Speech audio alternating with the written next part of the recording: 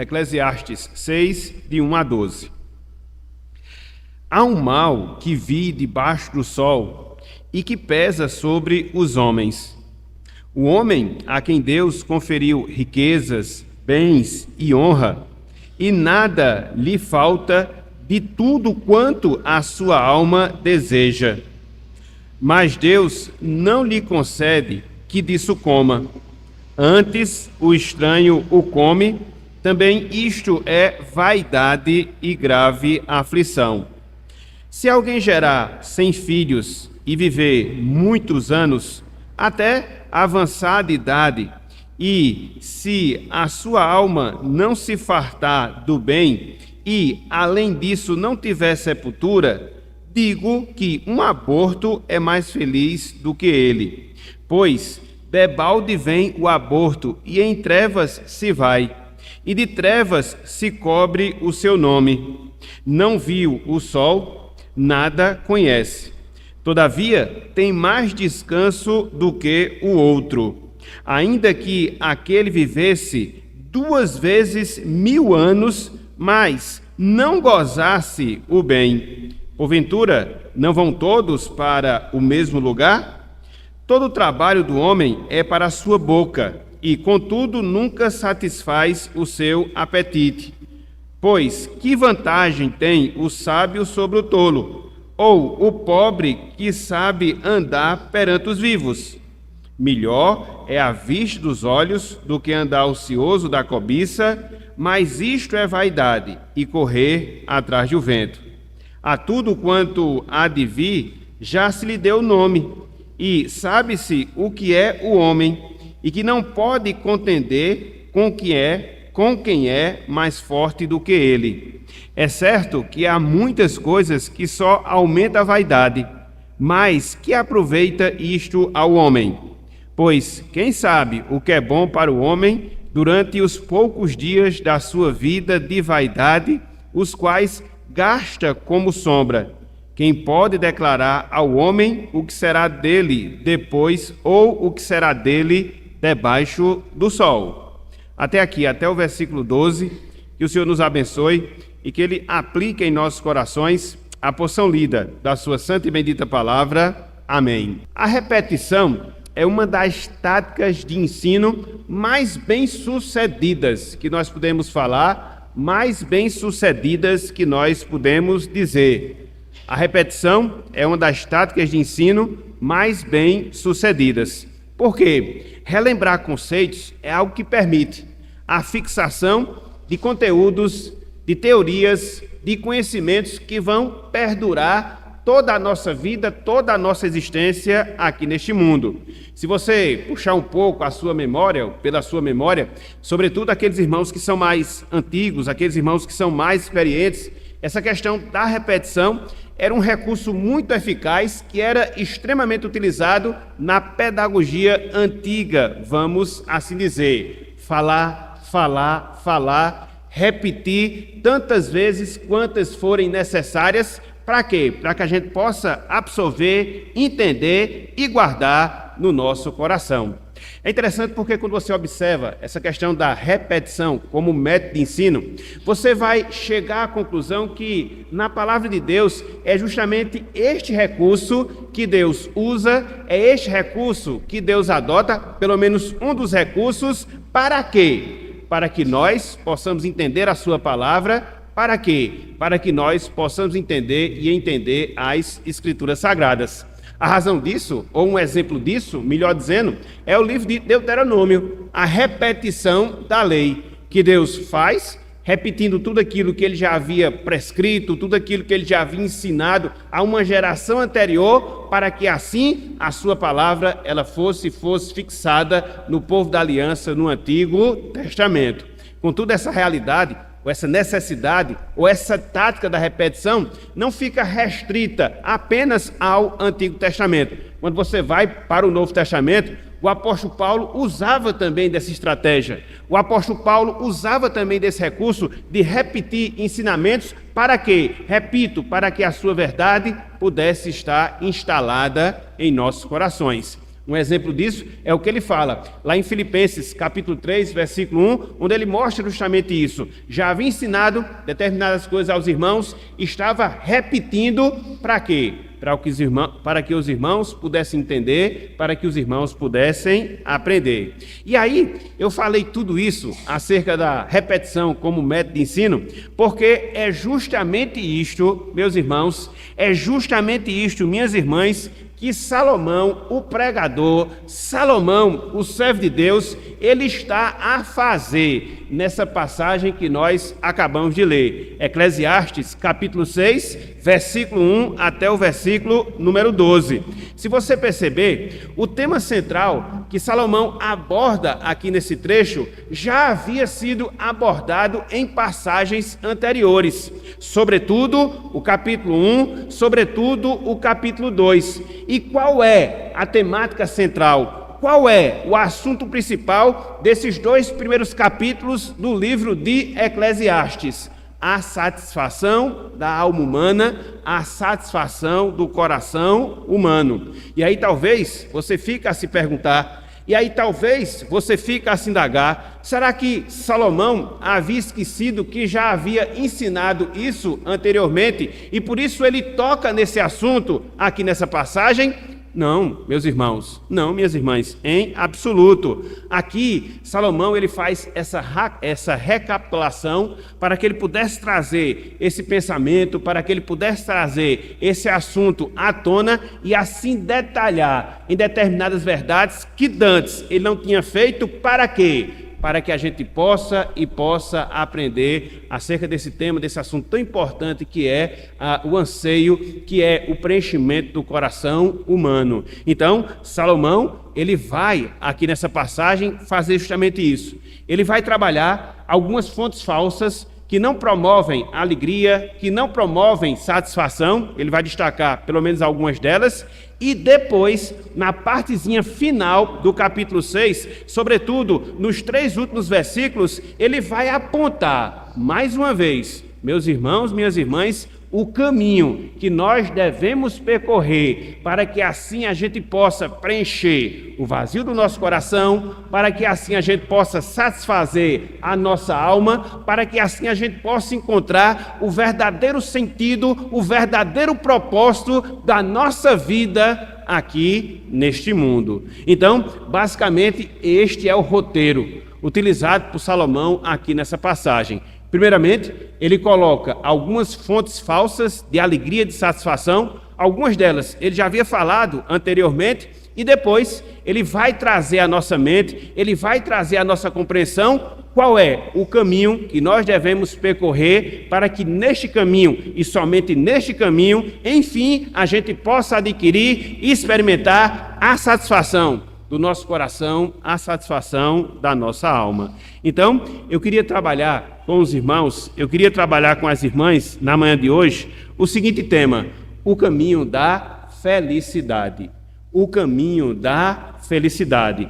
Percorrendo justamente esse roteiro que nós acabamos de colocar. Algumas fontes falsas de satisfação que a gente encontra aqui neste mundo e o caminho que nos leva à verdadeira alegria e o caminho que nos leva à verdadeira satisfação.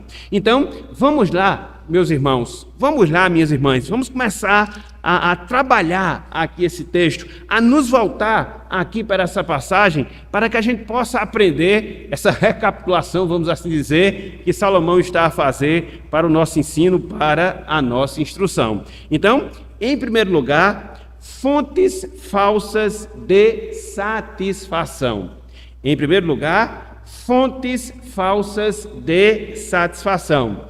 Entre os versos 1 até o verso número 9, Salomão, meus irmãos, minhas irmãs, considera algumas coisas desta vida que os homens procuram a fim de quê? A fim de experimentar a alegria, a fim de experimentar a satisfação, a fim de experimentar a felicidade. É interessante, e a gente percebe isso logo de cara, no versículo 1, que Salomão ele fica abismado em considerar essas coisas. Que coisas? essa procura que os homens fazem acerca de determinadas coisas, com o objetivo, com o intuito, com a finalidade de buscar nelas e experimentar nelas a satisfação, ele chega à conclusão que nada disso, absolutamente nada disso satisfaz, preenche o coração humano. Olha só como Salomão ele inicia essa passagem, olha só a constatação que ele faz dessa análise da vida, dessa procura desenfreada que as pessoas fazem em relação a coisas deste mundo para preencher os seus corações, e no final de tudo vem dor, vem aflição, vem fracasso, vem vaidade, vem futilidade, ou seja, os homens não encontram nada. Olha só como ele inicia o versículo 1 aqui do capítulo 6. Ele diz, há um mal que vi debaixo do sol e que pesa sobre a humanidade. Que mal é esse? Essa busca por coisas desta vida. Que mal é esse? Essa busca nas coisas deste mundo, com o objetivo de quê? Com o objetivo de encontrar alegria, com o objetivo de encontrar a satisfação. E aí a gente fica a se perguntar, e aí a gente fica a se indagar, quais são então essas coisas que Salomão faz menção? Quais são então essas coisas que Salomão aqui destaca, que nós encontramos aqui no mundo, que as pessoas procuram aqui no mundo como fonte de alegria, mas no final, elas não fazem com que nós possamos atingir esse alvo. Quais são? A primeira delas, riquezas e bens. A primeira delas, riquezas e bens. Olha só, meus irmãos, olha só, minhas irmãs, o que nós encontramos no versículo 2. Eclesiastes, capítulo 6, versículo número 2. Somente o versículo número 2 agora. Diz o seguinte, o sábio Salomão: o homem a quem Deus conferiu riquezas, bens e honra, veja, e nada lhe falta de tudo quanto a sua alma deseja. Complementa Salomão: mas Deus não lhe concede que disso coma. Prossegue o pensador: antes o estranho o come, também isto é vaidade e grave aflição. O que é que Salomão aqui nos mostra? O que é que Salomão aqui nos ensina nesse texto, de maneira específica, no versículo 2? Aqui, irmãos, aqui, irmãs, Salomão, ele afirma a futilidade. Veja, Salomão aqui afirma a futilidade que há no dinheiro, a futilidade que há nos bens materiais, a futilidade que há no sucesso que vem através dessas coisas. De quê? Do dinheiro e dos bens materiais. Não sei se vocês perceberam, não sei se vocês entenderam, mas a mensagem, o ensinamento central de Salomão aqui no verso 2 é mostrar isso. Mostrar o quê? É fútil, meus irmãos, é fútil, minhas irmãs, buscar a alegria, buscar a satisfação no dinheiro, buscar alegria, buscar satisfação nos bens materiais, buscar alegria, buscar satisfação na honra que vem através dessas coisas, tanto do dinheiro como também dos bens materiais. Vamos esmiuçar aqui esse texto, vamos trabalhar de maneira detalhada para que a gente possa entender essa mensagem que nos é transmitida aqui por Salomão. Em primeiro lugar, vamos destacar o significado da palavra riquezas, que ele coloca aqui no versículo 2. A palavra riquezas que Salomão usa aqui, ela consistia em objetos valiosos do seu tempo, como quais? Ouro, prata, pedras preciosas. E esses objetos, irmãos e irmãs, no tempo de Salomão, eles representavam o dinheiro, o vil metal, a moeda de transação dentro daquele contexto histórico, dentro daquele ambiente no qual Salomão ele vivia. Hoje seria o nosso papel moeda, que na verdade é até complicado, né? Eu estava até conversando com o Islene, com as meninas hoje, antes de vir para a igreja, no café da manhã, que até isso, essa questão do dinheiro é engraçado, porque hoje as pessoas nem usam mais. Tudo agora é digital, tudo agora é por meio de celular, é Pix, então não se tem mais essa noção da questão da materialidade do dinheiro. Então, as riquezas, as quais Salomão faz menção aqui nesse versículo 2, justamente é isso, é o dinheiro, que era representado pelos objetos valiosos, ouro, prata e pedras preciosas. Já os bens, que Salomão também destaca aqui, eles apontavam para as posses as posses que uma pessoa adquiria ao longo da sua vida. E aí podia ser terras, aí podia ser casas, aí podia ser rebanhos, aí podia ser plantações, aí podia ser servos e servas, escravos e escravas. Então eram os seus bens. Mas não só isso. A honra que Salomão também destaca aqui no versículo 2. Que diz respeito a quê?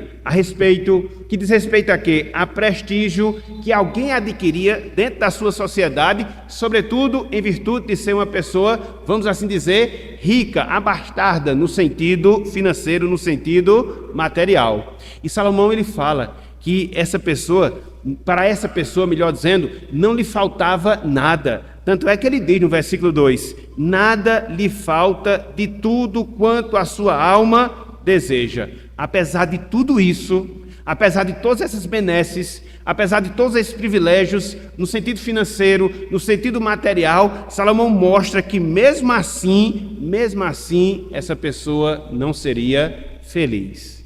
E ele aponta aqui no versículo 2 a razão.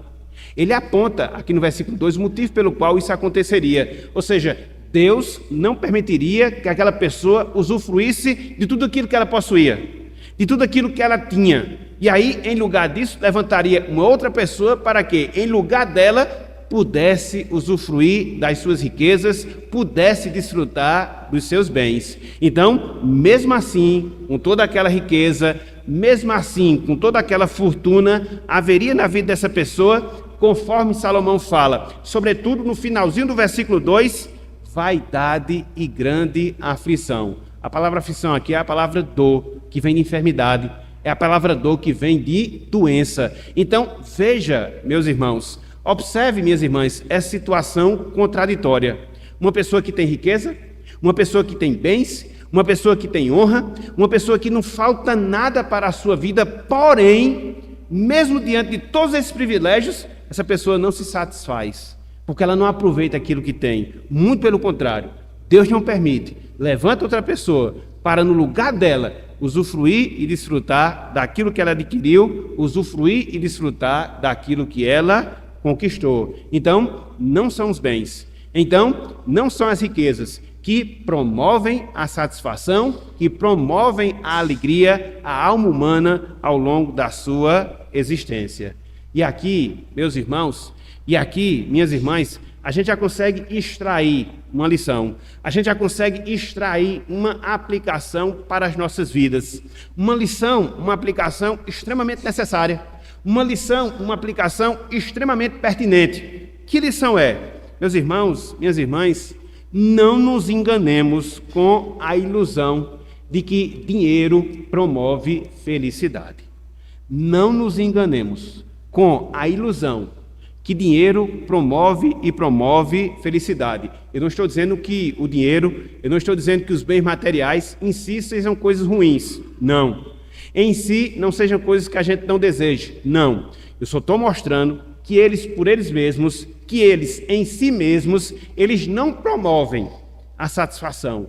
Eles não promovem a alegria. Eles não promovem a felicidade plena para as nossas vidas, para as nossas almas. É interessante que a gente vive imerso dentro de uma realidade onde as pessoas procuram cada vez mais expor isso. E aí você vê, sobretudo através das redes sociais, às vezes são coisas que as pessoas nem têm, mas posta lá foto, querendo esbanjar grandeza, querendo esbanjar riqueza, com falsas alegrias, com falsos sorrisos, mas dentro do seu coração extremamente triste, seu coração extremamente vazio, seu coração extremamente destituído das coisas de Deus, das coisas do Senhor. E não é muito difícil nós comprovarmos que, pelo menos em boa parte dos casos, quanto mais se tem em termos materiais, quanto mais se tem em termos financeiros, menos alegria verdadeira se desfruta e se desfruta no coração. Então, o que Salomão fala aqui é uma constatação da vida real. O que Salomão fala aqui é uma constatação da vida cotidiana, dos inúmeros exemplos que nós observamos ao longo da nossa existência. De quê? De pessoas que possuem. De quê? De pessoas que têm. De quê? De pessoas que adquirem no sentido material, no sentido financeiro, porém, elas não são felizes. Elas não são alegres. Salomão falou isso nos primeiros capítulos de Eclesiastes. Ele retoma essa temática aqui para poder enfatizar essa verdade aos nossos corações. Porque nós somos tendentes a nos esquecermos e às vezes querer apoiar a alegria da nossa vida, querer apoiar a satisfação do nosso coração com o vil metal, com os bens materiais, que hoje podem até existir e depois não existe mais, e juntamente com eles se vai também a nossa alegria. Então, aprendamos isso, meus irmãos, aprendamos isso, minhas irmãs. Qual é a primeira fonte falsa de alegria?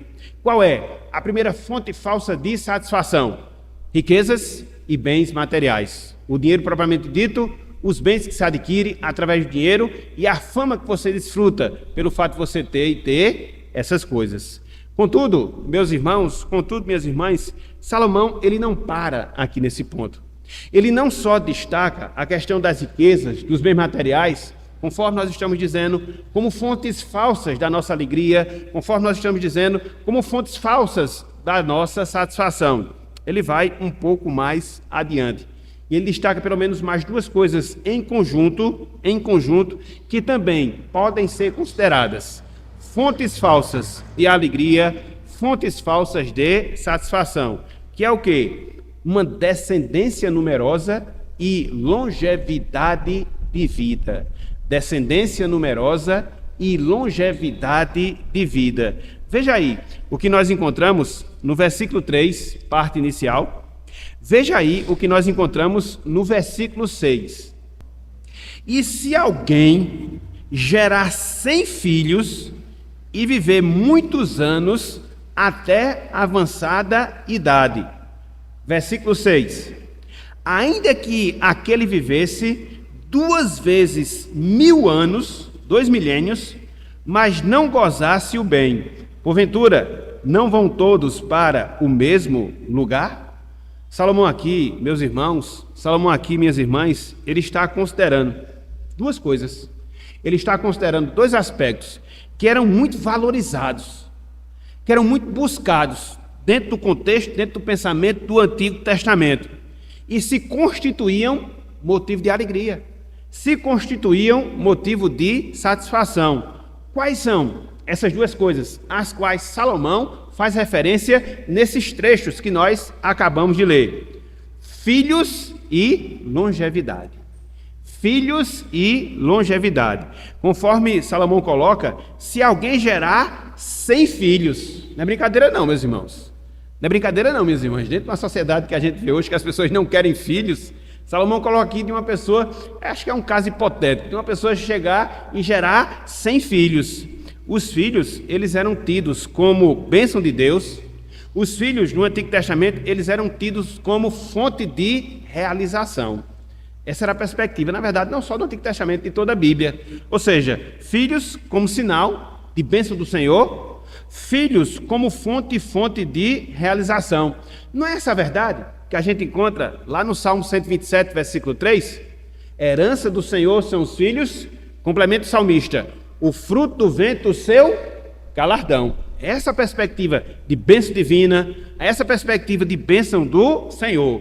É por isso, meus irmãos, é por isso, minhas irmãs, que a gente observa a tristeza pela qual passou Raquel, por exemplo, a tristeza pela qual passou Ana, por exemplo, porque elas eram estéreis, pelo menos um dado momento, uma dada circunstância da sua vida. E elas desejavam ter filhos, por quê? Dentro do contexto do Antigo Testamento, filhos tinham essa representação. Era sinal de bênção divina, era fonte de realização. Então, Salomão, ele considera essa situação de alguém gerar uma centena de filhos, 100 filhos, mas mesmo assim, os filhos em si não serem fontes de alegria, não serem fontes de satisfação. Perceba, eu não estou dizendo que os filhos são ruins, não. O que eu estou mostrando é que eles em si não preenchem o anseio da nossa alma, não preenchem o anseio do nosso coração. É a primeira coisa que Salomão aqui faz menção. A segunda coisa que ele destaca aqui é longevidade de vida. No Antigo Testamento, meus irmãos, no Antigo Testamento, minhas irmãs, a longevidade de vida era uma condição desejada e refletia a bondade de Deus. A longevidade de vida era algo desejado e refletia a bondade de Deus. Quando você vivia, e vivia muito tempo, quando você vivia muitos anos, isso era uma demonstração da bondade de Deus em relação à sua vida. Você veria seus filhos, você veria os filhos dos seus filhos e assim sucessivamente. Então, isso era uma dádiva, isso era um presente de Deus. E Salomão também considera esse fato, de alguém viver muitos anos. E não quaisquer anos, de alguém chegar a viver 2 milênios, 2000 anos, com tudo aquilo que a gente pode usufruir, com tudo aquilo que a gente pode desfrutar, mas mesmo assim, vivendo todo esse período, não sermos pessoas alegres, não sermos pessoas satisfeitas.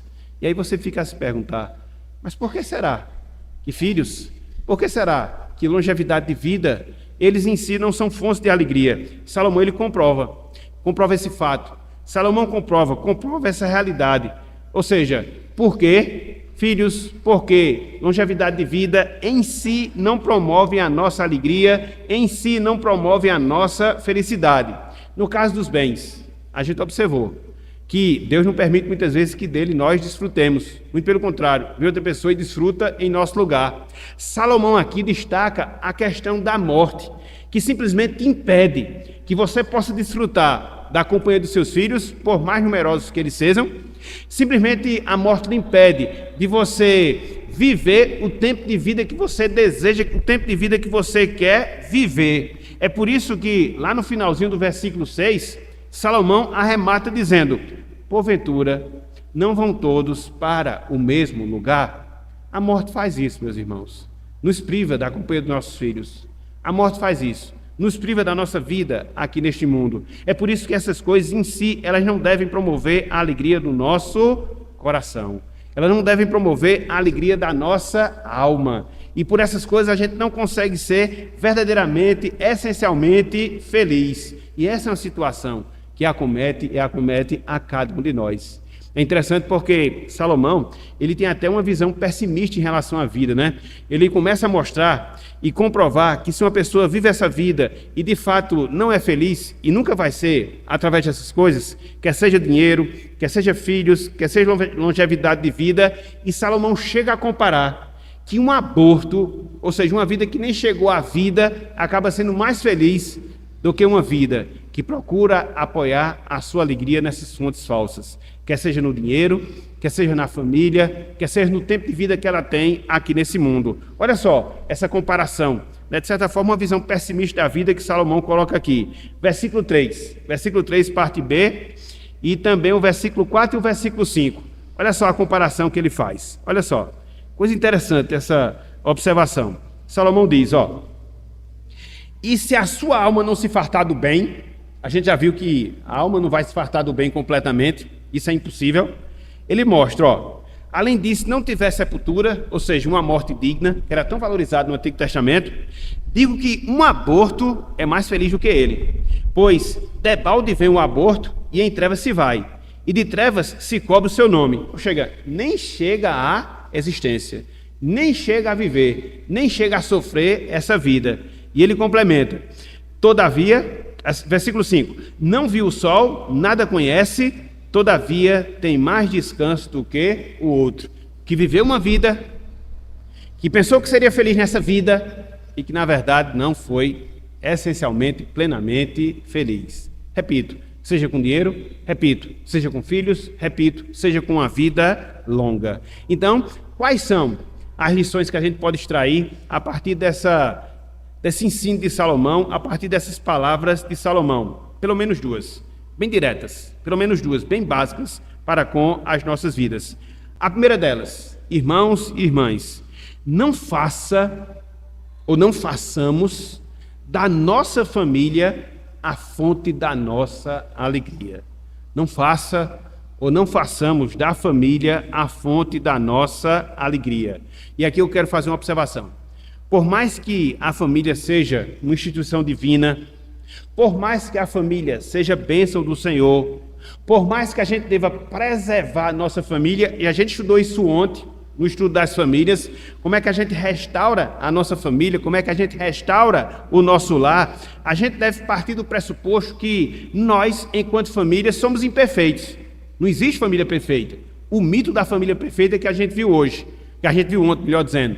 Então, a gente tem problema, a gente tem dificuldade que vai começar de nós mesmos. A gente vai decepcionar, a gente vai ser decepcionado, a gente vai entristecer, a gente vai ser entristecido. Então, em suma, não baseie na sua vida a sua família como fonte da sua alegria. Às vezes a gente sofre tanto, meus irmãos. Às vezes a gente padece tanto, minhas irmãs, porque a gente quer encontrar no nosso familiar, no nosso ciclo familiar, a base de toda a nossa felicidade, e não em Deus e não no Senhor. Aí vem um filho que você ama, vê um filho que você trata com todo carinho, vê um filho que você se esforça para criar e lhe decepciona lá na frente. Por mais que você se esforçou, por mais que você amou, porque a gente não pode colocar na nossa família a base da nossa felicidade. Muitas vezes a gente quer idealizar a família perfeita, nossos cônjuges, nossos filhos, e a gente sabe que eles não são perfeitos, porque nós não somos perfeitos. Então, infelizmente, a gente tem esse problema conosco. Infelizmente, a gente tem essa dificuldade. A gente quer sempre apresentar a nossa família como algo perfeito, porque nisso a gente satisfaz, porque nisso a gente se orgulha, porque nisso a gente se alegra. E a gente vai ver mais cedo ou mais tarde que a gente vai se frustrar dentro desse intento, dentro desse objetivo. Então, louve a Deus pela sua família, batalhe diante de Deus pela sua família. Agora, não coloque a base da sua felicidade na sua família, porque a começar por você, os integrantes da sua família vão lhe decepcionar. E se você colocar a base da sua alegria nessas coisas, a sua alegria vai ruir mais cedo ou mais tarde. Ok? Primeira lição. Segunda lição. Não se engane, não se engane. O tempo não é o nosso aliado na promoção da felicidade. Não se engane. O tempo não é o nosso aliado na promoção da nossa felicidade. Eu não sei se você já pensou, eu não sei se você já considerou, mas às vezes a gente parte do pressuposto que a gente quer viver muito tempo aqui nessa vida. A gente quer viver igual Metusalém, anos e anos, 950 anos. Não sei se foi esse a quantidade de tempo, mas eu sei que foi mais de 900. Então, a gente parte dessa premissa, viver muito tempo. Porque quanto mais tempo eu viver, mais oportunidades eu vou ter para ser feliz. Quanto mais tempo eu viver, mais eu vou encontrar a razão da minha felicidade. Quanto mais tempo eu viver, mais eu serei uma pessoa satisfeita na minha vida. Ah, meus irmãos, que grande ilusão. Que grande ilusão. Porque acaba que o efeito é contrário. Quanto mais você vive, mais tristeza você experimenta. Quanto mais você vive, mais decepção você tem com você mesmo. Eu podia ter feito isso, não fiz. Eu não deveria ter feito isso e fiz. E essas coisas elas vão se tornando presentes na nossa vida. E é interessante, quanto mais o tempo avança, a nossa idade avança, mais elas ficam presentes na nossa mente, no nosso coração. E às vezes a gente até se entristece. O tempo que perdeu, o não aproveitamento dos momentos que a gente deveria aproveitar, e parece que o tempo a mais acaba sendo um castigo na nossa vida, porque a gente só vai se decepcionar. Eu não sei se vocês já perceberam, não sei se vocês já se depararam com essa realidade, mas se vocês já foram para um asilo e conversaram com as pessoas que ali estiveram, muito disso você vai escutar dos seus lábios, muito disso vocês vão escutar da sua boca. Pessoas que estão ali, velhas, idosas, cheias de arrependimento, cheias de remorso, não obstante uma quantidade de tempo que viveram, mas não foi suficiente e não será suficiente para a gente encontrar a verdadeira felicidade.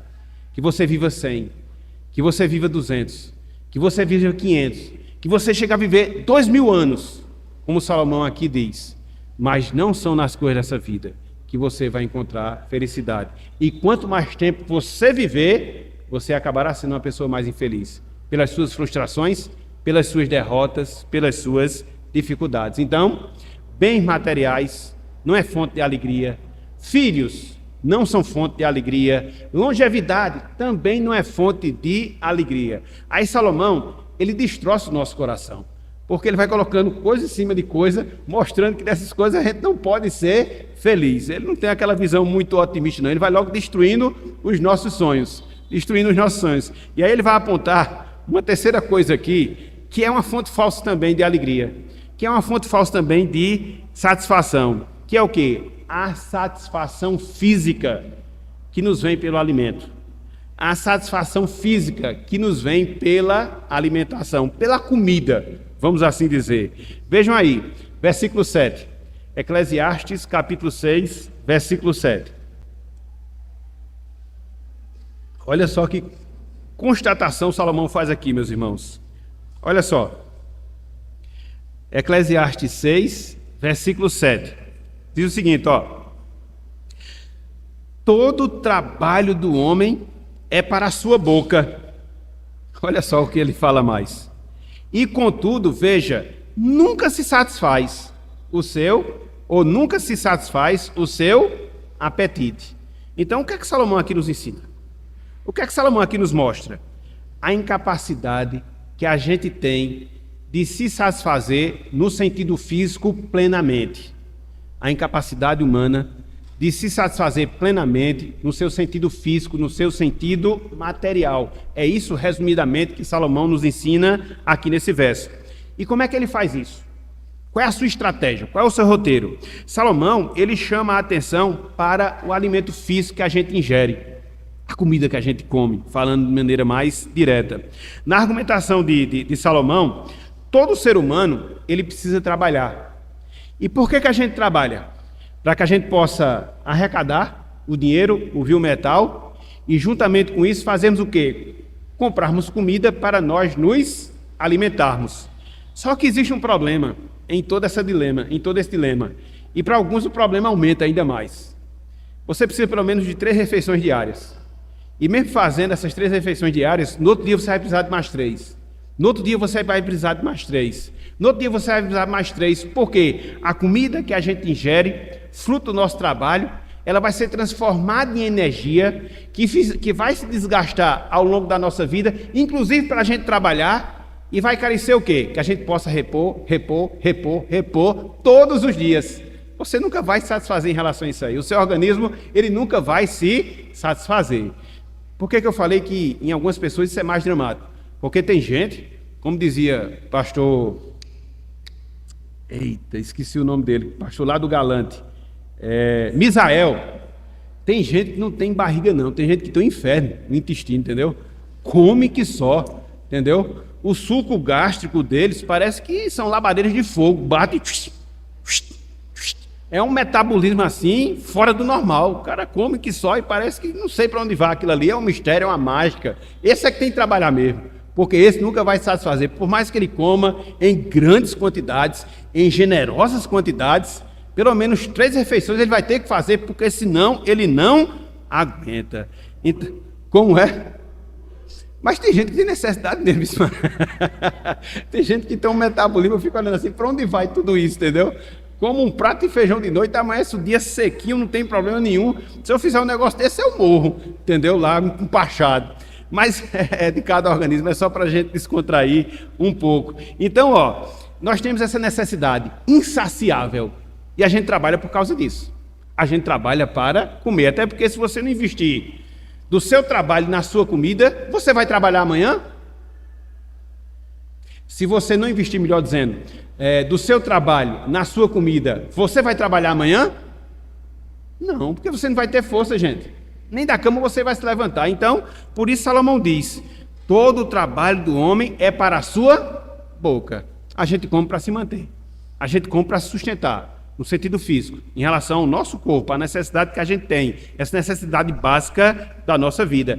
E é interessante porque dentro dessa argumentação, Salomão ele chega à conclusão que essa realidade é uma realidade universal. Você nunca vai se satisfazer fisicamente, você nunca vai se satisfazer através de alimentação física, você sempre vai precisar de mais, todos os dias, ao longo de toda a sua existência aqui nesse mundo. Isso é uma realidade universal. Olha só o que ele fala no versículo seguinte, versículo 8. Olha só, ele diz o seguinte, ó: pois que vantagem tem o sábio sobre o tolo? ou o pobre que sabe andar perante os vivos. Então, tanto o sábio como o tolo precisam de comer todos os dias, para que eles possam se manter. A sabedoria do sábio não o coloca numa situação privilegiada. Ele tem também essa mesma necessidade. E Salomão também coloca uma outra situação. O pobre que anda nesse mundo vivente, apesar das suas dificuldades, apesar do privilégio que ele tem, mesmo nas dificuldades de viver nessa vida, ele também precisa comer para poder sobreviver. Então, essa é uma necessidade geral de toda a criação de Deus, seja seres humanos, seja animais, seja até mesmo a própria natureza, até o mesmo mundo vegetal, que precisa disso para poder se manter, para poder sobreviver. Então, o que é que a gente tira aqui de lição? O que é que a gente tira aqui de aplicação?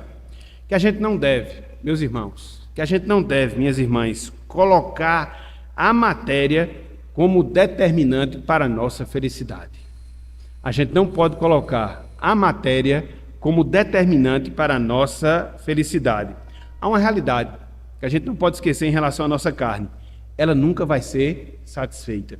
Não é só de comida, não. É de prazer também. É por isso que a gente vê as pessoas hoje procurando prazer no sentido físico, através de drogas, através de bebidas, através de prazeres sexuais, através de comida, conforme Salomão coloca aqui. E essas coisas, elas nunca vão promover a alegria que o homem precisa. Essas coisas nunca vão promover a satisfação que o homem tanto carece. Por quê? A sede dos nossos anseios é espiritual. E não são coisas materiais que vão suprir. Não. A sede dos nossos anseios é espiritual.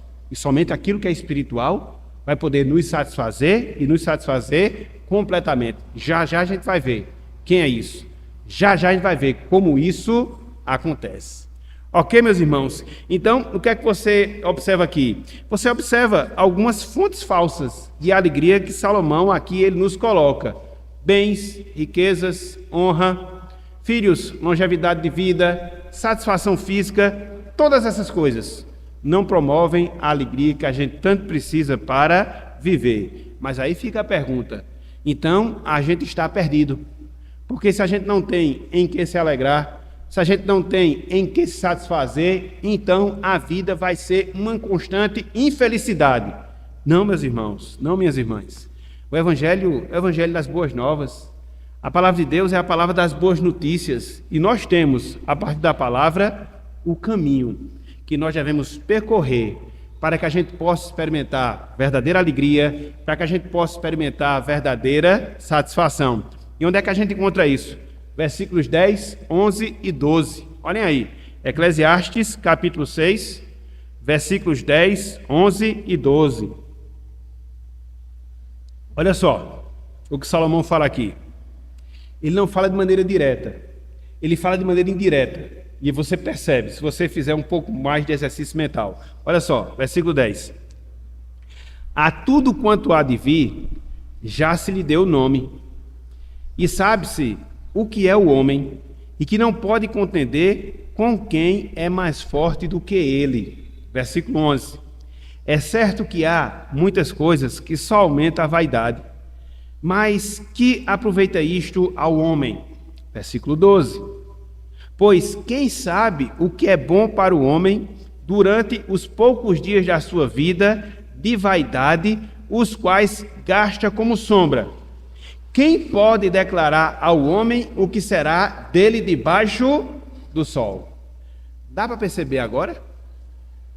De quem Salomão está falando? Ele não coloca o nome, coloca situações. Ele aguça a nossa mente. Ele aguça o nosso raciocínio. Por quê? Porque após mostrar fontes falsas de felicidade, Salomão considera alguns pontos que nos levam para Deus. A verdadeira fonte de alegria, a verdadeira fonte de felicidade. E ele aponta alguns aspectos relacionados à pessoa de Deus para abrir os nossos olhos, para nos fazer entender que somente no Senhor a gente tem a verdadeira alegria para as nossas vidas. E aí você fica a se perguntar, e aí você fica a se indagar, quais são então os aspectos que ele destaca relacionados a Deus, para que a gente possa entender que somente nele, somente em Deus, eu posso de fato desfrutar de felicidade. Em primeiro lugar, irmãos e irmãs, ele fala de Deus como Deus soberano.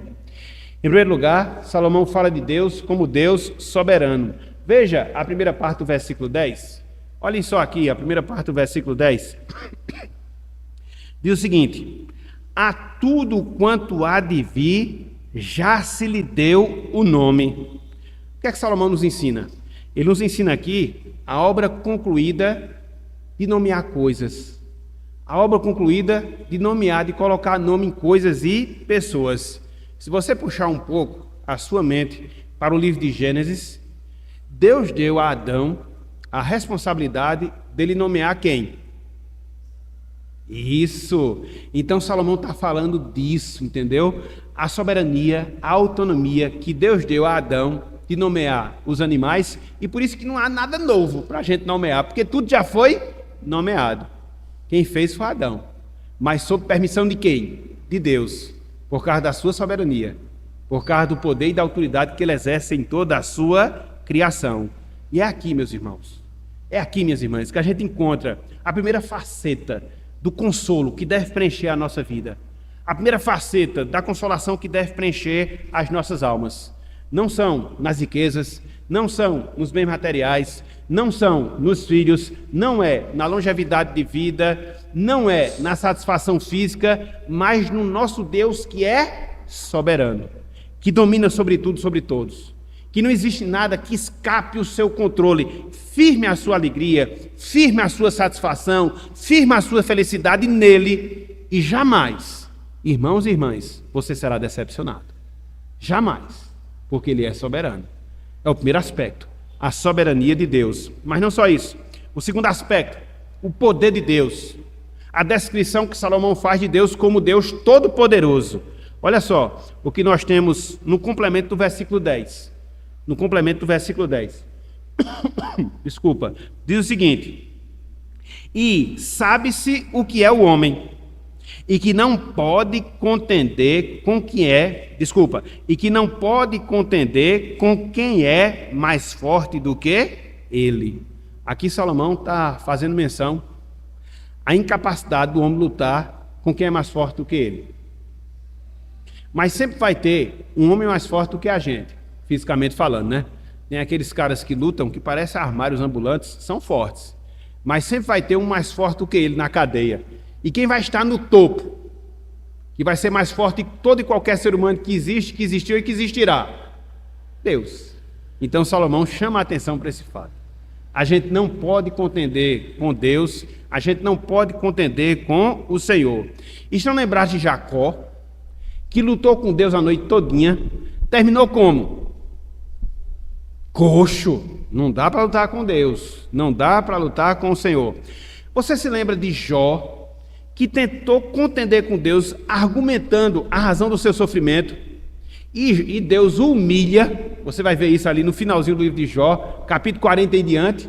Então, se eu fosse pegar os exemplos bíblicos, eu ia passar a manhã todinha falando de pessoas que ousaram contender com quem é mais forte do que ele.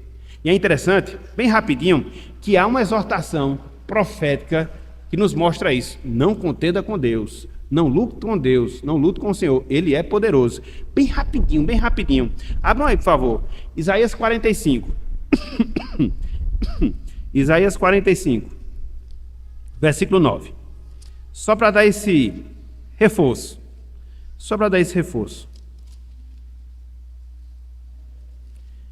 Isso, Reginaldo. Ai daquele.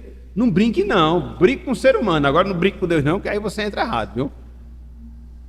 Olha só, Isaías 45, 9. Ai daquele que faz o quê?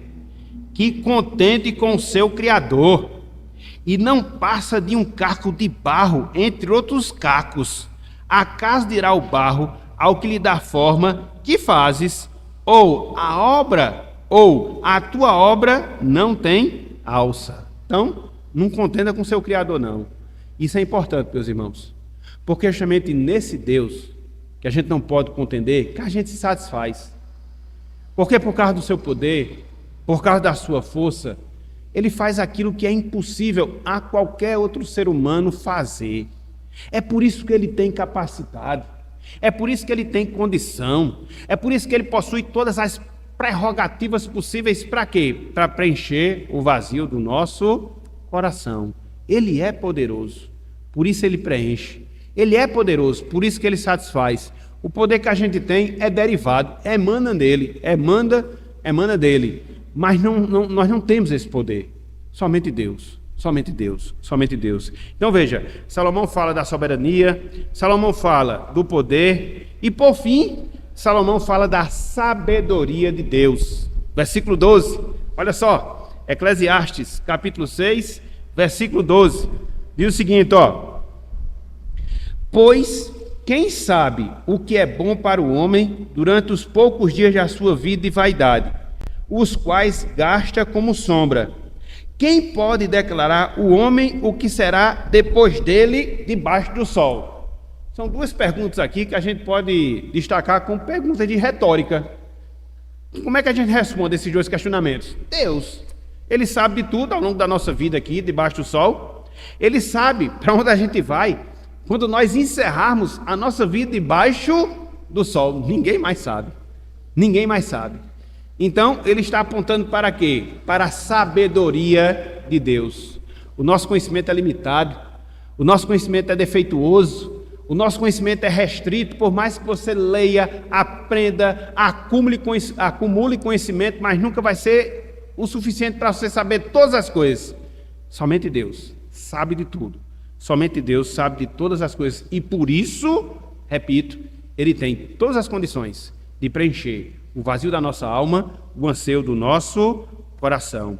Então, o que é que a gente deve fazer? Seguir nesse caminho. Nos dirigirmos a Deus. Para quê? Para que nele, e nele somente, eu, você, todos nós, possamos de fato desfrutar de alegria e da satisfação na nossa vida. As demais coisas, meus irmãos, são fúteis. As demais coisas são passageiras.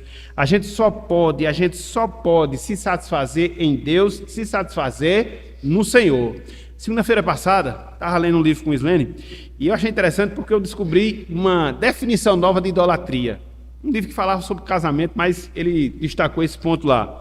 Ele diz o seguinte, em relação à idolatria. Idolatria é você buscar em coisas e pessoas aquilo que somente Deus pode lhe dar. Idolatria é você buscar em coisas e em pessoas aquilo que somente Deus pode dar. E é isso que acontece. As pessoas estão aí agindo de maneira idólatra. Elas querem que uma outra pessoa a satisfaça, a alegre. Elas querem que o dinheiro preencha o vazio do seu coração. Elas querem que os filhos satisfaçam a sua alma. Elas querem que o prazer físico possa lhe proporcionar a alegria genuína. Não pode. Somente Deus que nos criou. É nele somente que nós temos a alegria e a satisfação que tanto carecemos para a nossa vida aqui neste mundo. Essa é a verdade, meus irmãos, que Salomão destaca aqui, falando da soberania, falando do poder, falando da sabedoria de Deus como o único caminho, o único meio para que eu, você, todos nós possamos desfrutar da alegria em nossa vida. Concluindo a nossa palavra hoje pela manhã, a busca pela satisfação não é coisa ruim, não. Nós fomos feitos para buscar satisfação da nossa vida, para buscar satisfação na nossa alma. O grande problema é o local em que a gente procura encontrar essa alegria. A gente viu que no mundo há várias coisas, mas nenhuma delas preenche o vazio dos nossos corações. Nenhuma delas preenche o anseio da nossa alma. E Salomão mostra que há somente um caminho, que há somente um meio, que há somente uma pessoa. Que é quem? O nosso Deus, o nosso Senhor. É o nosso caso, meus irmãos. É o nosso caso, minhas irmãs. Fomos salvos em Cristo Jesus. Já temos a presença de Deus na nossa vida. O Espírito Santo habita dentro de nós. E o que é que a gente deve fazer? É aprofundar a nossa comunhão com Ele. Aprofundar a nossa intimidade com Ele. Porque quanto mais aprofundamos a nossa intimidade, quanto mais aprofundamos a nossa comunhão com o Senhor, mais seremos felizes ao longo da nossa vida aqui na terra. Que não vai ser um mar de flores, jamais. Mas vai nos dar condições, mesmo diante das dificuldades, mesmo diante das lutas, mesmo diante das tribulações, de podermos triunfar para a glória do nosso Deus. Então busque no Senhor a sua alegria, busque no Senhor a sua satisfação, se volte para Ele em oração, que você possa desfrutar da sua palavra, que você possa servi-lo na sua vida, porque são através dessas coisas, no sentido mais prático, que eu, você, todos nós, gozamos da verdadeira felicidade. Foi isso, meus irmãos, foi isso, minhas irmãs, que Jesus Cristo ele veio nos proporcionar. Lá em João 10 ele diz: eu vim para que tenham vida e a tenham em abundância.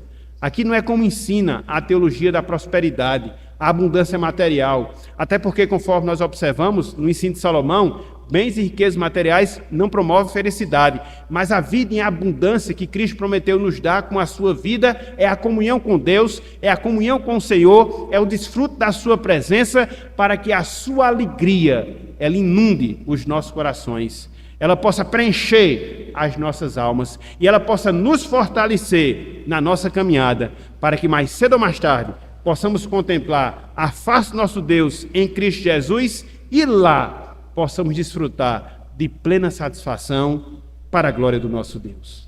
Que Ele nos abençoe e que Ele aplique a sua santa palavra em nossos corações. Amém.